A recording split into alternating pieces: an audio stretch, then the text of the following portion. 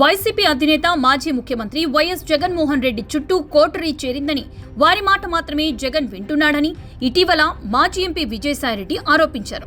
ఆ కోటరీని పక్కన పెట్టకపోతే జగన్ మరోసారి సీఎం కుర్చీలో కూర్చోవడం కష్టమని కూడా విజయసాయిరెడ్డి వార్నింగ్ ఇచ్చారు. అంతటితో ఆగకుండా వైసీపీని ఇప్పటికైనా ప్రక్షాళన చేయాలన్నారు విజయసాయిరెడ్డి.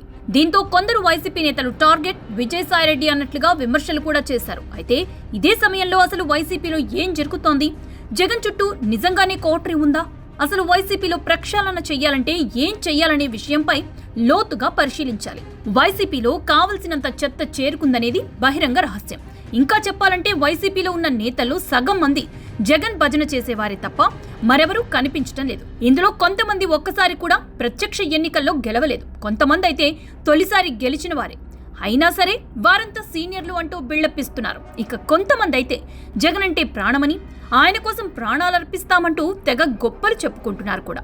కానీ ఇలాంటి వారి వల్లే పార్టీకి కావలసినంత చెడ్డ పేరు అనే విషయం జగన్మోహన్ రెడ్డికి ఎప్పుడు తెలుస్తుందో అని కొంతమంది సీనియర్ నేతలు వ్యాఖ్యానిస్తున్నారు.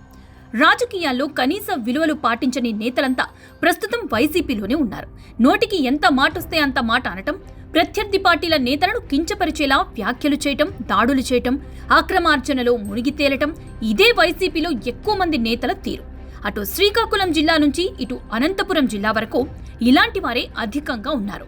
దువ్వాడ శ్రీనివాస్, కొడాలి నాని, రోజా, ద్వారంపూడి చంద్రశేఖర్ రెడ్డి, జోగి రమేష్, పిన్నెల్లి రామకృష్ణారెడ్డి, అనిల్ కుమార్ యాదవ్, రేళ్ల అప్పిరెడ్డి, అంబటి రాంబాబు, గోరంట్ల మాధవ్ ఇలా చెప్పుకుంటూ పోతే జాబితా పెద్దగానే ఉంది.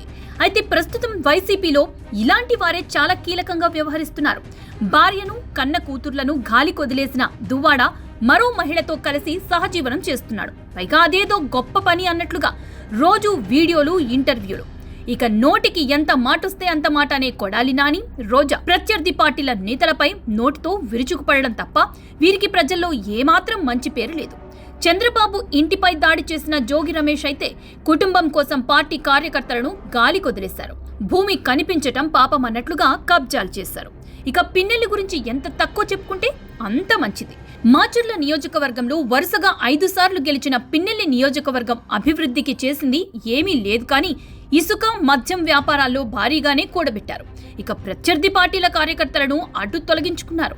బుల్లెట్ దిగిందా లేదా అని సభలో వ్యాఖ్యలు చేసిన అనిల్ కుమార్ యాదవ్ ఆ తర్వాత నోటితోనే రెచ్చిపోయి వ్యాఖ్యలు చేశారు. ఇక అంబటి రాంబాబు, గోరంట్ల మాధవ్ గురించి అయితే ఎంత తక్కువ మాట్లాడుకుంటే అంత మంచిది. ఒకరు గంట చాలంటే మరొకరు వీడియో కాల్స్. ఈ వ్యవహారం ఇప్పటికీ ప్రజల్లో నాంతోంది. ప్రస్తుతం వీరే వైసీపీలో కీలకంగా వ్యవహరిస్తున్నారు. ఇలాంటి వాళ్లను ఇప్పటికైనా జగన్ పక్కన పెట్టకపోతే పార్టీ మనుగడే కష్టమంటున్నారు రాజకీయ విశ్లేషకులు. కానీ వీళ్లను జగన్ వదిలే సమస్య లేదు అని కూడా చెప్తున్నారు.